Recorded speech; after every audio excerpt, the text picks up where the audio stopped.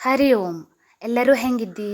ನಾನಿವತ್ತು ಅಂಬಡೆ ರೆಸಿಪಿನ ತಗೊಬಂದು ರಾಶಿನೇ ಚಲೋ ಆಗ್ತು. ಒಂದು ಸಲ ಟ್ರೈ ಮಾಡಿ ನೋಡಿ. ಮತ್ತೆ ಮತ್ತೆ ತಿನ್ನವು ಹೇಳೋ ರುಚಿನೆಯ. ಮತ್ತು ಮನೆಯಲ್ಲೇ ಮಾಡ್ಕೊಂಬದ್ರಿಂದ ಈ ಥರ ಒಂದು ಕರ್ದಿ ತಿಂಡಿನ ಯಾವುದೇ ರೀತಿಯ ಆರೋಗ್ಯ ಸಮಸ್ಯೆನೂ ಗೊತ್ತಿಲ್ಲ. ನಾ ಇದಕ್ಕೆ ಎಂತೆಂಥ ತಗಂಜಿ ಹೇಳ್ತಿ.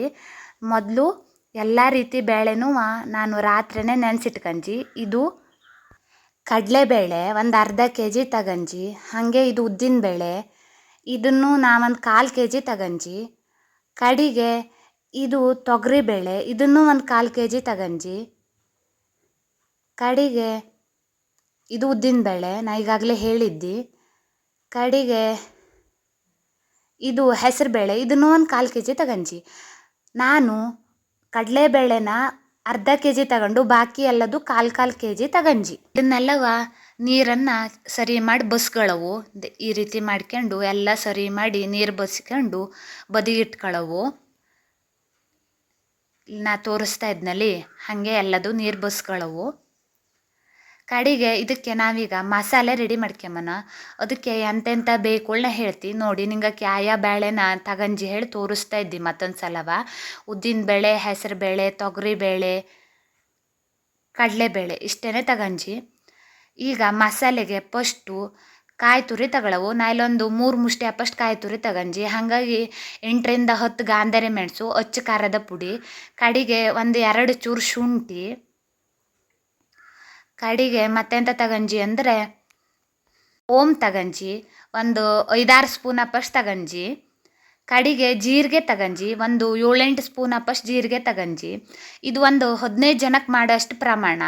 ಕಡಿಗೆ ಒಂದು 3 ಸ್ಪೂನ್ ಆಗುವಷ್ಟು ಕೊತ್ತಂಬರಿ ಬೀಜನೂ ತಗಂಜಿ ನೋಡಿ ಇಲ್ಲಿ. ಕಡಿಗೆ ಒಂದು 15ರಿಂದ 20 ಕರಿಬೇವು ತಗಂಜಿ. ಹಾಗೆ ಕಡಿಗೆ ರುಚಿಗೆ ತಕ್ಕಷ್ಟು ಉಪ್ಪು ಹಾಕ್ಯತ್ತಾ ಇದ್ದಿ. ಕಡಿ ಸ್ವಲ್ಪ ಇಂಗು, ಇದೆಲ್ಲನೂ ಮಿಕ್ಸಿಯಲ್ಲಿ ಸರಿ ಮಾಡಿ ರುಬ್ಕೇಳವು. ಈಗ ಒಂದು ಗ್ರೈಂಡರಿಗೆ ನಾವು ನೆನೆಸಿಟ್ಕೊಂಡಿದ್ದು ಅಷ್ಟು ಬೇಳೆನೂ ಒಂದೇ ಸತಿ ಹಾಕ್ಕೊಂಡು ಸರಿ ಮಾಡಿ ತರಿ ರುಬ್ಕೇಳವು. ಮೊದಲೆಲ್ಲ ಒಳ್ಕಲ್ಲಲ್ಲಿ ಬೀಸ್ತಿದ್ದ, ಈಗ ಮಿಕ್ಸಿಯಲ್ಲಿ ಬೀಸ್ಕೊಂಡ್ರು ಎಂಥ ತೊಂದರೆ ಇಲ್ಲ. ಅದರ ರಾಶಿ ಇದ್ದು ಹೇಳೋ ಕಾರಣಕ್ಕೆ ನಂಗೆ ಗ್ರೈಂಡರ್ ಯೂಸ್ ಮಾಡ್ತಾ ಇದ್ಯಾ. ಈ ರೀತಿ ತರಿ ಮಾಡಿ ರೆಡಿ ಮಾಡ್ಕೊಳ್ಳವು.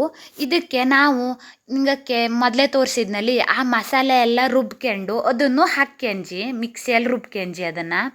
ಈಗ ಎಲ್ಲನೂ ಸರಿ ಮಾಡಿ ಕೈಯಲ್ಲಿ ಮಿಕ್ಸ್ ಮಾಡ್ಕೊಳ್ಳವು ನೋಡಿ. ಈ ರೀತಿ ಸರಿ ಮಾಡಿ ಎಲ್ಲದೂ ಮಿಕ್ಸ್ ಮಾಡ್ಕೊಂಜಿ. ಈಗ ತೆಂಗಿನ ಎಣ್ಣೆಲಿ ಕರಿತಾ ಇದ್ದೆ ನಂಗವು. ನಿಂಗಕ್ಕೆ ಹ್ಯಾಂಗಿ ಶೇಪ್ ಬೇಕಾ ಹಂಗಿದ್ದು ಕೊಡಲಡಿಲ್ಲ. ನಂಗವು ಈ ರೀತಿಯ ಉಂಡೆ ಥರ ಮಾಡ್ಕೊಂಡು ಅದನ್ನು ಸ್ವಲ್ಪ ತಟ್ಟಿ ಅಂಬಡೆ ಮಾಡ್ತಾ ಇದ್ಯಾ ನೋಡಿ, ತೋರಿಸ್ತಾ ಇದ್ದಿ. ಬಾಳೆ ಎಲೆಯಲ್ಲಿ ಈ ರೀತಿ ಸ್ವಲ್ಪ ನೀರು ಹಾಕ್ಕೊಂಡು ಅದು ಬಾಳೆ ಗಂಟಲಾಗಳು ಒಂಚೂರು ನೀರು ಹಾಕ್ಕೊಳ್ಳವು. ಕಡೆಗೆ ಈ ರೀತಿ ಉಂಡೆ ಮಾಡಿ ಸ್ವಲ್ಪ ತಟ್ಟದಂಗೆ ಮಾಡ್ಕೊಂಡು ಬಿಸಿ ಎಣ್ಣೆಗೆ ಬಿಟ್ಟರೆ ರುಚಿ ಆದಂತಹ ಅಂಬಡೆ ತಿಂಬಲಡಿಲೆ. ನಿಂಗೆ ಒಂದು ಸಲ ಟ್ರೈ ಮಾಡಿ ನೋಡಿ. ಈ ರೀತಿಯ ರಾಶಿನೇ ರುಚಿ ಆಗ್ತು. ನಿಮ್ಮ ಮನೆಯಲ್ಲೂ ಮಾಡ್ಕೊಳ್ಳಿ. ಅದರಲ್ಲೂ ಈ ಮಳೆಗಾಲದ ಸೀಸನ್ನಲ್ಲಿ ಈ ಥರ ಕರ್ದಿದ್ದ ಐಟಮ್ ತಿನ್ಬೋದು ಅಂದ್ರೆ ಭಾರಿ ಖುಷಿಯ. Thanks for watching. ನಿಮಗೆ ಈ ವಿಡಿಯೋ ಇಷ್ಟ ಆದರೆ ಲೈಕ್ ಮಾಡಿ, ಶೇರ್ ಮಾಡಿ, ಕಮೆಂಟ್ ಮಾಡಿ, ನನ್ನ ಚಾನಲ್ಗೆ ಸಬ್ಸ್ಕ್ರೈಬ್ ಆಗಿ.